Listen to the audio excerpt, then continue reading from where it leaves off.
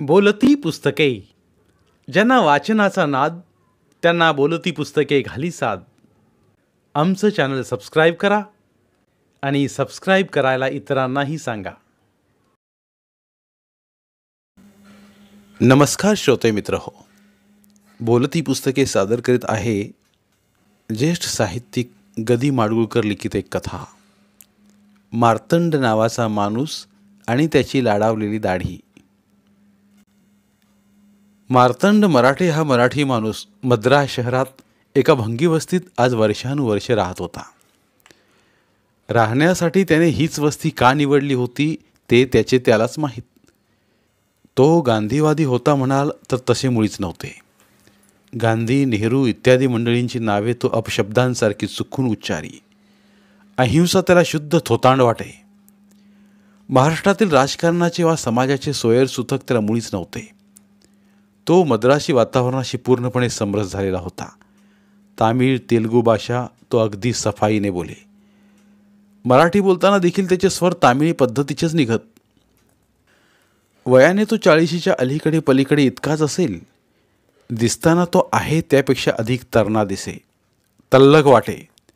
गोरा पान पण किंचित रापलेला रंग, कमावलेलं शरीर, मध्यम उंची, निळे झार, तद्दन कोकणस्थी डोळे, भुया किंचित जाड, माथ्यावर मऊ कुळ्या केसांचा भार, ते विंचरून उलटे फिरवलेले, मानेवरची केसांची अग्रे पुन्हा सुलट वळलेली, रुळत असलेली, हनवटीवर तशीच काळी करंद वळणदार जरा लाडावलेली दाढी.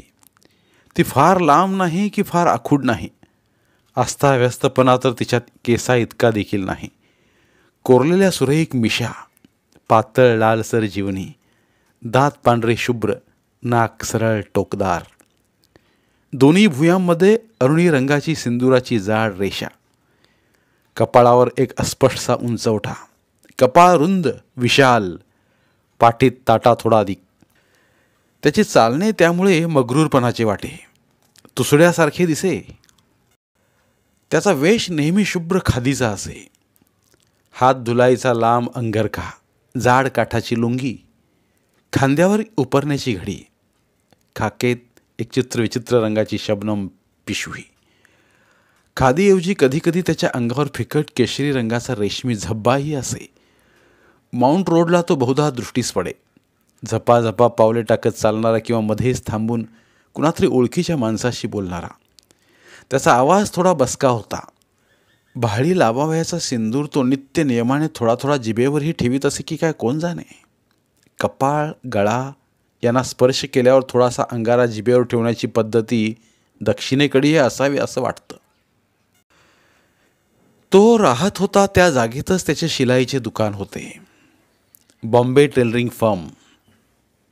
साऱ्या शहरातील शेलके गिराईक त्याच्याकडेही, विशेषतः महिला. त्यागराजनगर, मैलापूर इतकेच काय पण तांबरम, कोडंबकम येथील स्त्रियाही फॅशनेबल कपडे शिवून घेण्यासाठी मार्तंडाकडे येत असत. पाश्चिमात्य देशातील आधुनिकातील आधुनिक पद्धत देखील मार्तंडाला आगाऊ ज्ञात असते अशी त्यांची खात्री होती.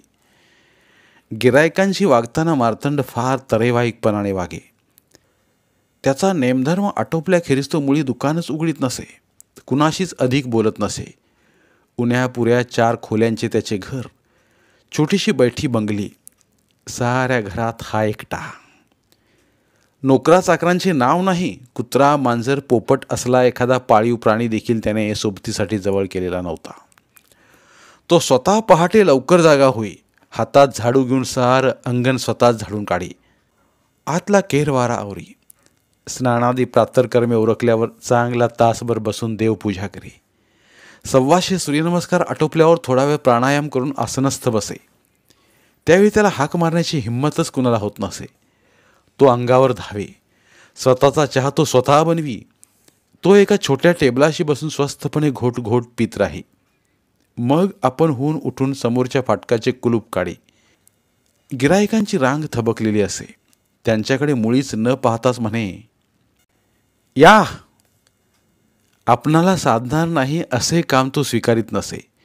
स्वीकारलेले काम वेळेच्या वेळी तयार करून गिरायकाच्या सुपूर्द करण्याविषयी मात्र त्याची ख्याती होती. काम चोख, दाम वाजवी, चलती आहे म्हणून सांगा वाटेल ते मोल, असला विचार त्याला कधीच सुचत नसे. दिलेलं काम वेळेवर घेऊन जाण्यासाठी ग्राहक आले नाही तर शिवलेले कपडे घेऊन हा स्वतः त्यांच्या घरी जाई, रिक्षाचे भाडे वसूल करी. त्याच्या कलेने सारा आधुनिकपणा आत्मसात केला होता, पण त्याच्या दुकानाचा थाट मात्र जुनाट. बैठकीची खोली हेच त्याचे दुकान. एक पाफ मशीन, एक मोठी लाकडी पाट, कात्री, गज, सुया, दोऱ्यांची रळे, पाठीमागे एक तक्क्या, समोर मोजक्याच 5-6 जुन्या पद्धतीच्या बिनबाह्यांच्या खुर्च्या. चोळ्या, ब्लाऊज, स्कर्ट्स असल्या कामासाठी त्याला निरनिळ्या वयांच्या स्त्रियांची मापे घ्यावी लागत. गळ्यात माळेसारखी टेप अडकवून तो मुक्यानेच ग्राहकाला आत चालण्याविषयी सांगे. गिराईक तरुणी देखील बिनतक्रार आत जाईत. डॉक्टरच्या तपासणीसारखीच त्याची माप मोजणी निर्विकारपणे चाले. त्याला पैसे पुष्कळ मिळत. त्यांचे तो काय करी हे एक गूढच होते. मद्रासेत नांदणाऱ्या मराठी कुटुंबात त्याला धर्ममार्तंड या नावाने ओळखीत. त्याच्या ग्राहकात मराठी माणसे फार क्वचित. एखादा अगदीच वेशवेडा सरकारी अधिकारी आला तर त्याला त्रयस्थाकडून बॉम्बे ट्रेलिंग फर्मचं नाव सांगितलं जाई. मग त्याचा आणि मार्तंडचा परिचय होई. मार्तंड आपण होऊन कधीच सांगत नसे की आपण महाराष्ट्रीय आहोत. योगायोगाने एखाद्याला कळलेच आणि तो उगीच आत्मीयत्व दाखवू लागला तर मार्तंडच त्याला सांगे, I am Hindu and Indian, nothing else. हा मार्तंड एकदा प्रेमात पडला. ते सारे प्रकरण कसे काय घडले कुणास ठाऊक, पण घडले खरे. पुण्या कोल्हापूरची एक प्रौढ नटी मद्रासला आली होती. तिचा मुक्काम कोनीमारा हॉटेलमध्ये होता. तिला चोळ्या शिवून हव्या होत्या, विशिष्ट पद्धतीच्या. मद्रासी मैत्रिणीने तिला एम मार्तंडचं नाव सुचवलं. मे महिना. सारे मद्रास शहर एखाद्या गरमागरम दोषासारखे ताटरून पडले होते. त्या ताठलेल्या शांततेवर कावळ्यांचे ओरडणेच तेवढे चुकून चोचा मारित होते. भंग्यांची घरे थकलेल्या झाडूसारखी उभी होती. मार्तंडच्या दारातला ताडवृक्षही एखाद्या उभ्या खराट्यासारखाच दिसत होता. मळका, बहिष्कृत. मार्तंडला आज कसली आठवण झाली होती कुणास ठाऊक. त्याने स्वतःकरता पुरणावरचा स्वयंपाक केला होता. पुरणपोळ्या, मोकळी डाळ, कटाची आमटी, काकडीची कोशिंबीर, कुरोड्या, सालपापड्या, आळवाची पातळ भाजी. व्यवस्थित मांडलेल्या टेबलावर तो हे अस्सल मराठी जेवण एकटाच घेत होता. उकाड्याने जीव हैराण होत होता. पंख्याचे वारे झळा उधळीत येत होते. गरम हवा, गरम जेवण, रणरणता एकांत. एक भली मोठी गाडी येऊन दाराशी उभी राहिली. तिथून एक शेलकाटी मुलगी उतरली. आपल्या हातानेच फाटकाचा दरवाजा खुलून थेट आत आली. मार्तंडला सारं दिसत होतं. तिचा अधिकपणा त्याला आवडला नव्हता. तो खेकसणारच, पण थबकला. त्या तरुण स्त्रीने नऊवारी साडी नेसली होती. मार्तंडचा एकलकोंडेपणा स्वतःशीच काहीतरी कुजबुजला. त्याच्या तोंडून नकळत मराठी शब्द बाहेर पडले. या बसा, जेवतो आहे, आलोच. त्या मुलीचे डोळे दुपारीच्या फुलांसारखे फुलले. बाहेर न थांबता ती थेट आत आली. तिला दटावणे मग मार्तंडला साधेनाशेच झाले. अय्या, बोलता की हो तुम्ही मराठी? आश्चर्य, आनंद आणि दुराव्यात ही आपुलकी यांचे मंजूळ प्रकटीकरण झालं. ती त्याच्या समोर आली. एक गुडघा लवून अजिंठ्यातल्या शिल्पासारखी उभी राहिली. अवतीभोवतीची चाहूल नुसत्या डोळ्यांनीच अजमावी तिने एक शब्दी प्रश्न केला. एकटेच? टेमधला एकार तिने फार गमतीदारपणे लांबविला. कधी नाही ते मार्तंडला बोलावेसे वाटले. त्याची मनस्थितीच आत्मकथनासाठी उसळी घेऊ लागली. मोठ्या कष्टाने त्याने मनाला रोखले. आसपास दुसरी खुर्चीही नव्हती. पाहुणीलाच खुर्ची घ्या म्हणणं त्याला बरं वाटत नव्हतं. जेवता जेवता उठून तिच्यासाठी खुर्ची आणणे हेही अधिकपणाचे झाले असते. तो थोडा गोंधळल्यागतच झाला. ती मुलगी गर्रकन वळली.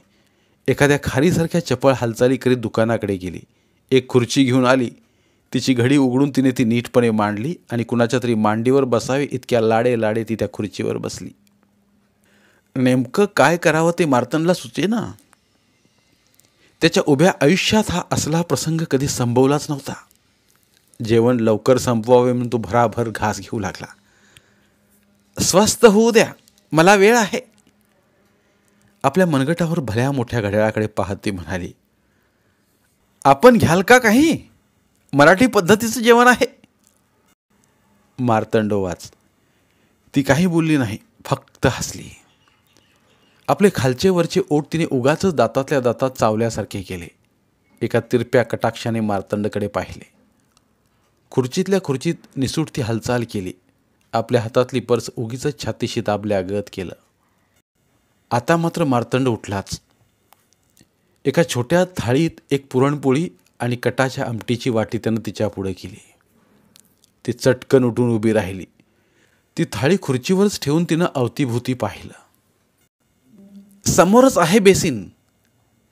तिची गरज अजमावून मार्तंड म्हणाला. ती तिकडे वळली. आपल्या समोरचा घडीदार नॅपकिन मार्तंडने पुढे केला. थँक्स म्हणत तिने तो घेतला. ओले हात कोरडे केले. एका हातात थाळी उचलून घेऊन तिने आपली खुर्ची त्याच्या टेबलाशी ओढली. ती त्याच्या पंक्तीला बसली, चक्कच समोर, सन्मुख. तिची बोटे फारच नाजूक होती, लांबसर, नितळ. तिने हळूच पोळीचा तुकडा मोडला. पावडरमध्ये पप बुडवावं तसा अलगद आमटीत बुडवला. जिभेवर ठेवला. ओठ मिटले. तिच्या गालांची हालचाल झाली. ती मंजूळ आवाजात म्हणाली, हाऊ स्वीट, हाऊ टेस्टी. कपडे मनपसंत शिवून दिल्याविषयीचे धन्योद्गार मार्तंडने पुष्कळ ऐकले होते. तशा धन्योद्गारात नवीन असे काही त्याच्या लेखी उरलेच नव्हते. या धन्योद्गाराने तो विलक्षण सुखावला. त्याच्या डोळ्यांना नकळत जिभेचा चंचलपणा आला. त्या 2-5 मिनिटात त्याच्या डोळ्यांनी किती किती चवी निसूटत्या चाखून घेतल्या. कितीदा तरी अदृश्य अशा मिटक्या मारल्या. त्याच्या पापण्यांची काही चमत्कारिक उघडझाप सारखी होत राहिली. द्राक्षांसारखे रसाळ डोळे, खुसखुशीत गरमागरम गोड हसू, तिखट ओठ, बासुंदीतल्या चुकार चारोळीसारखा गालावरचा तीळ, हनुवटी उभट गोरटा गळा आणि त्याखालची मुलायम पन्हाळ, लुसलुशीत घामांच्या थेंबांची खारी बुंदी.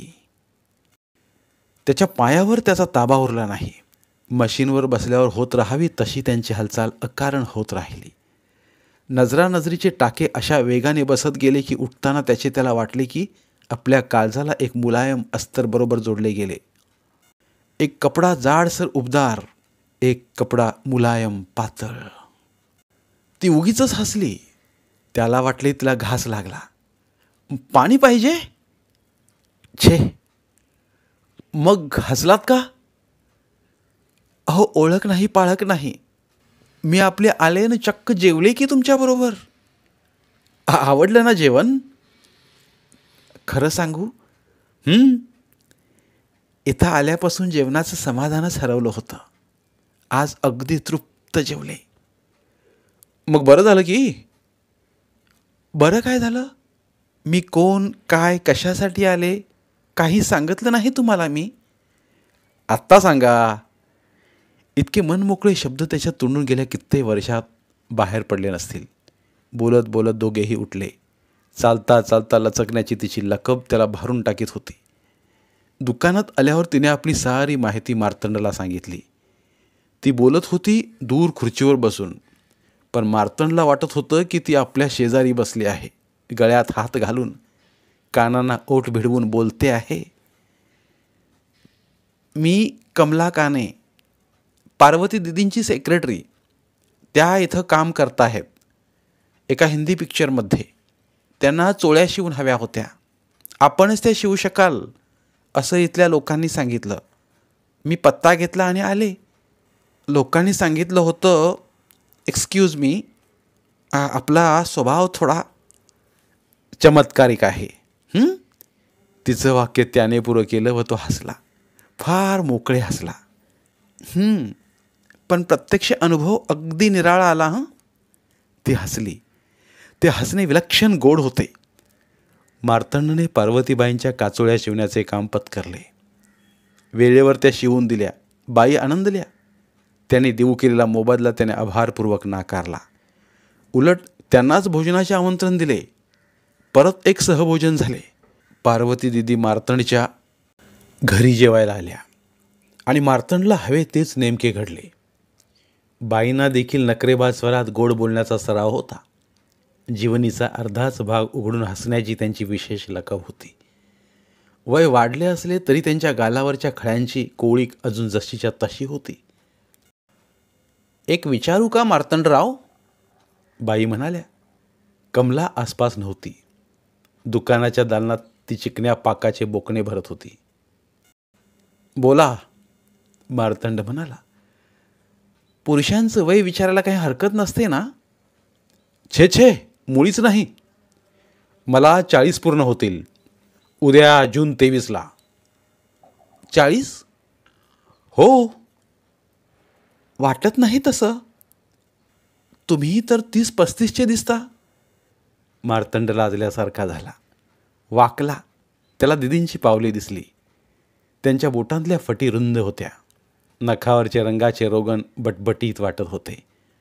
बाहेर वावरणारी कमलाची पावले कशी लुसलुशीत वाटत होती. मी म्हणते, इतकी वर्षे एकटे कसे राहिलात? त्यात काय, आपण देखील. दिदीने लग्न केलेलं नाही हे मार्तंडला कमलेकडूनच कळलं होतं. दिदींचा एक मुलगा महाविद्यालयात शिकत होता. एक मुलगी त्याने एका मोठ्या गुजराती उद्योगपतीच्या घरात दिलेली होती. तरीही त्यांनी लग्न असं कधी केलेलं नव्हतं. आमचं वेगळं. बाई काहीतरी बोलायचं म्हणून बोलल्या. आम्हाला कधी वाटलंच नाही लग्न करावंसं. आता वाटतं ना? शेवाळाच्या थरातून रुपेरी मासा वर यावा तसे मार्तंडच्या दाढी मिशांतून हसू वर आलं. बाईंनी गळ टाकला. मार्तंडचा हर्ष नेमका त्या गळाला लागला. पार्वती दिदींनी आपल्या सेक्रेटरीचे कन्यादान केल्याच्या वार्ता मराठी वर्तमानपत्रातून प्रसिद्ध झाल्या. कमलेला सासरी पुसून बाई मुंबईला परतल्या. त्यांच्या मुद्रेवर दैवी समाधान विलसत होते. इकडे मद्रास शहरातल्या त्या भंगी वसाहतीत रणरणत ऊन शीतल होऊ लागलं. मार्तंड आणि कमला यांचा संसार सुरू झाला. दिवस उगवला कधी आणि मावळला कधी हे त्या दोघांनाही कळेनासं झालं. 6 महिने 6 दिवसांसारखे संपले. स्वावलंबी मार्तंड एकदम परावलंबी झाला. कमलेच्या बोला वाचून त्याचे बोट देखील हलेनाशे झाले. ती शेजारी असल्यावर काजांना टाके मारणेही त्याला सुचना. दुकानाचे रूपच पालटले. घराचे रूप पालटले. एकाच्या जागी 10 मशीन्स आल्या. दुकान घरापासून दूर केले. घरकुलालाही पंखे फुटली. ही दोघे एका उत्तम वस्तीत राहायला आली. साठवलेला पैसा मार्तंडने कमलेच्या हवाली केला. तिने तो मग मानेल तसा खर्च केला. अनावश्यक अशा अनेक वस्तूंची खरेदी झाली. साड्या, दागिने, प्रसाधने यांची तर गंतीच कठीण होऊन गेली. मग कमलेला वाटले शहराबाहेर आपला सुंदर बंगला असावा. योग्य अशा जागेचा शोध झाला. ही जागा शोधण्यासाठी ती दोघे जोडीने जात. पुढे पुढे कमला एकटी जाऊ लागली. भोवऱ्याला स्वतःची गती सापडली. दोरा दूर झाला. पुढे पुढे भोवऱ्याची गतीही मंदावली. ती हळूहळू थोडी स्थिरावण्याकडे झुकू लागली. बंगला बांधण्याच्या कल्पनेतला तिचा उत्साहही ओसरल्यासारखा झाला. मार्तंड आणि कमला यांच्यातील जवळकीचे टाकेही थोडे थोडे ढिले होऊ लागले. दोघे एकमेकांपासून दूर झाल्यासारखे झाले. कारणाचा पत्ता दोघांनाही नव्हता. तू कंटाळ्यासारखी का दिसतेस कमा? मार्तंडने प्रेमळ स्वरात विचारले. बरं, हा प्रश्न तरी विचारावासा वाटला तुम्हाला?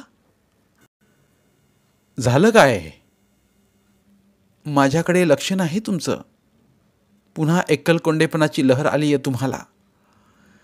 असं कसं म्हणतेस? तू म्हणालीस ते सारं केलं मी. काय केलं?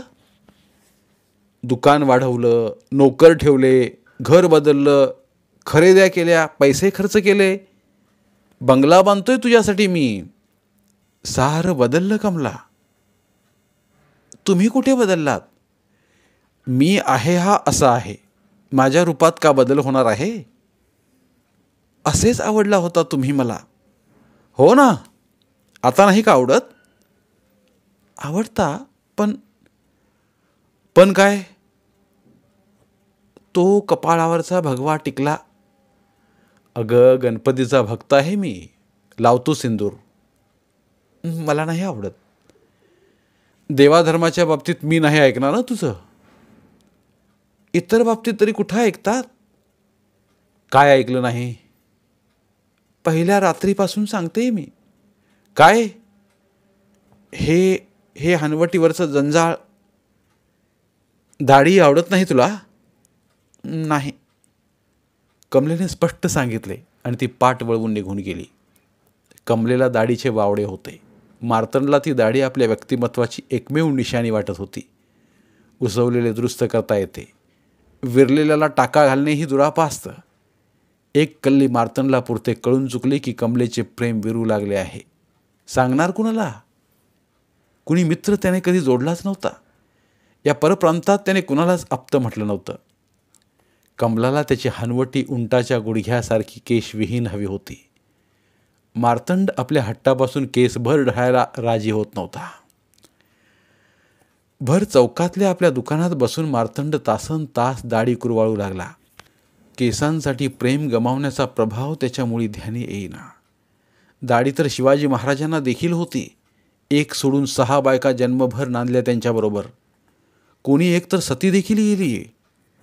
कमलेचे काही भलतेच. दाढीचे हे आपले काहीतरी निमित्त आहे. कमलेच्या कोरडेपणाला आणखी काही वेगळे कारण असले पाहिजे. ते कुठले?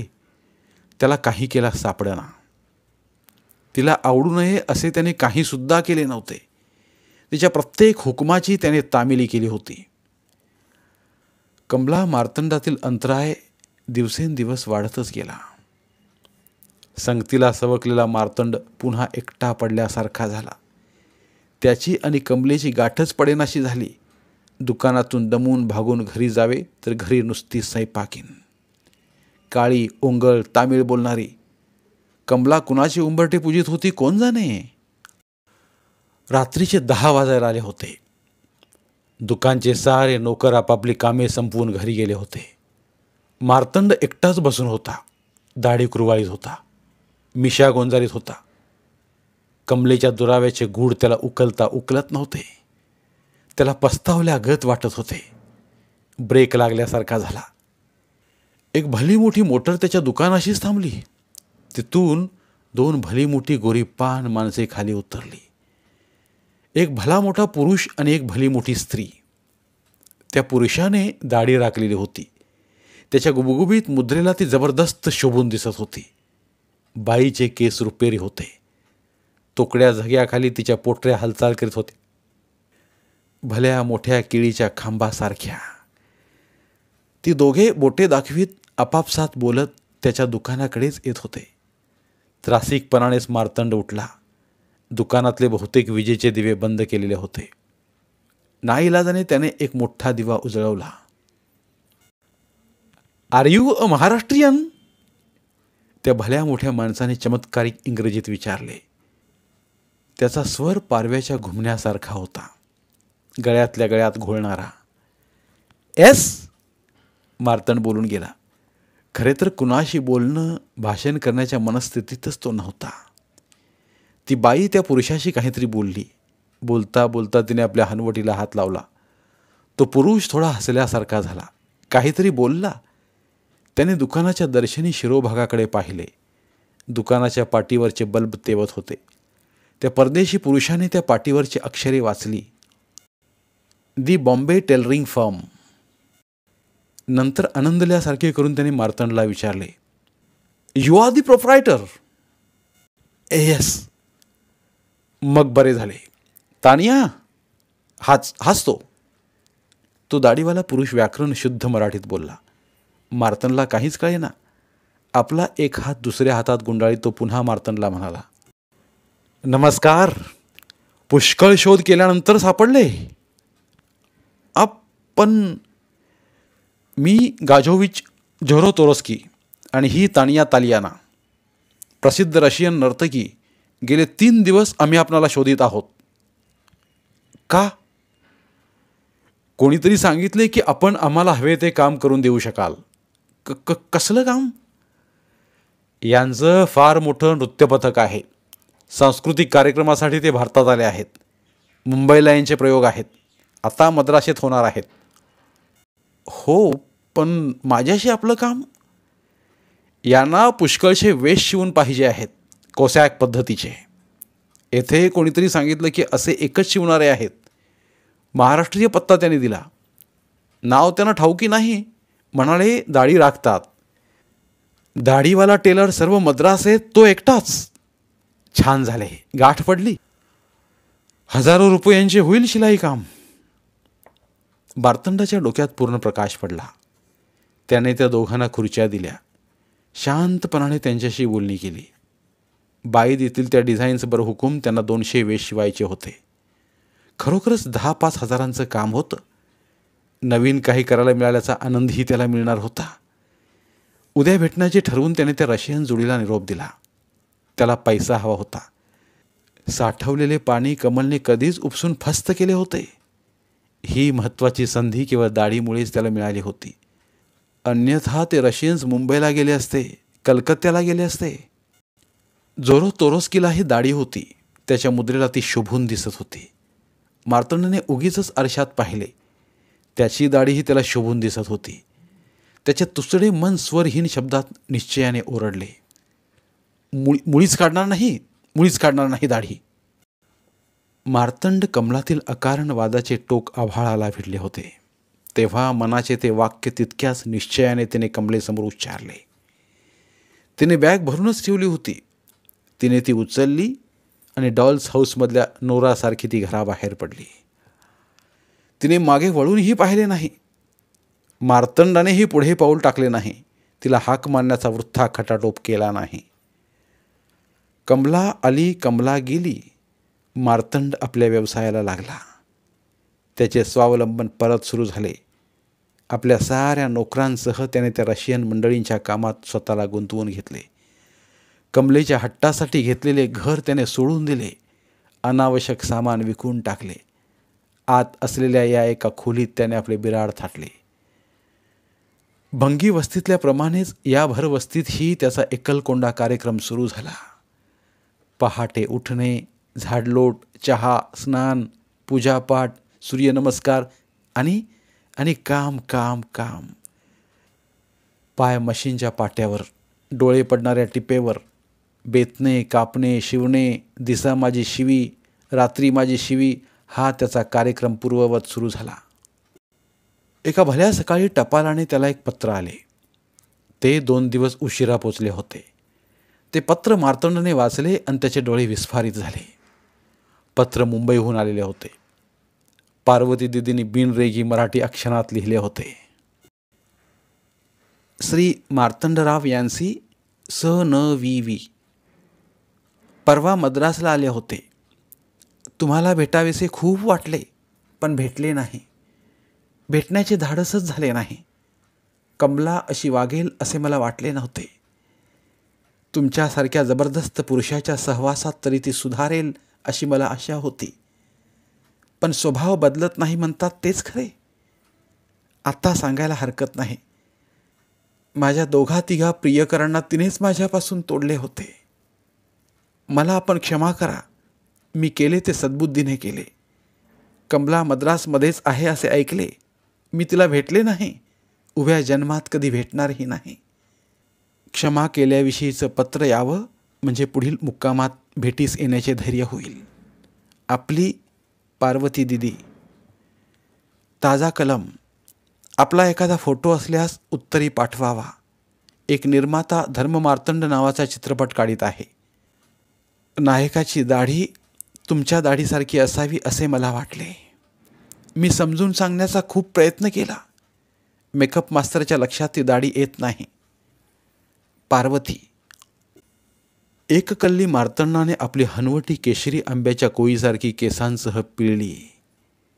त्याच्या कपाळावर अठ्यांच्या रेघोट्या थरारल्या. डोळे विस्फारित झाले. त्यांच्यावर लाल रंग चढला.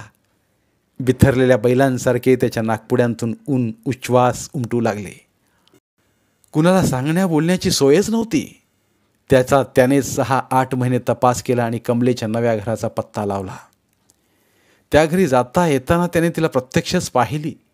तिला एकदा भेटावे, सारा राग तिच्या अंगावर उधळावा, तिच्यावर काही परिणाम हो न हो आपली छाती स्वच्छ करून घ्यावी म्हणून एका सकाळी तो त्या बंगल्यावर गेला. जन्मात बोलला नसेल इतके तो आज बोलून घेणार होता. कॉल बेल खणाणल्यावर एक उंचापुरा पुरुष बाहेर आला. तो बहुधा शीख असावा. कौन है भाई? मैं मार्तंड हूँ, टेलर. मेम साहब से मिलना है? जी. तो दाढी मिशात गुरपटलेला मख्ख चेहरा वळू लागला. मार्तंडने उगाचच विचारलं, आप? मैं इरलिंग अहलुवालिया, यानी कमला जी के हस्बैंड. हा हस्बंड? हा नवरा? हनवटीवरच्या केसांसाठी कमलाने मार्तंडला सोडले होते. या तिच्या नव्या नवऱ्याची दाढी तर मार्तंडच्या दाढीच्या तिप्पट मोठी आणि चौपट राठ होती. ओठ आणि हनवटीच काय, त्याच्या सर्वांगावर अस्वलासारखे केस होते. मार्तंडला वाटले, आता विचार केला तर आपला मेंदू तडखेल, मस्तकाची कवटी उडून जाईल. कमला येतो तो थांबला नाही तिथे. चढून आलेला जिना तो उतरू लागला. त्याला कोणी हटकलेही नाही. कमला बाहेर आलीच नसावी. धन्यवाद. पुन्हा भेटूया एका नवीन कथेसह. धन्यवाद. बोलती पुस्तके श्रोते मित्रांसाठी मराठी साहित्याचा खजिना फक्त 59 रुपयात. फक्त 59 रुपये माफक फी भरून आमच्या साहित्यरत्न या चॅनलचे सभासद व्हा व भरपूर मराठी ऑडिओ बुक्सचा आस्वाद घ्या.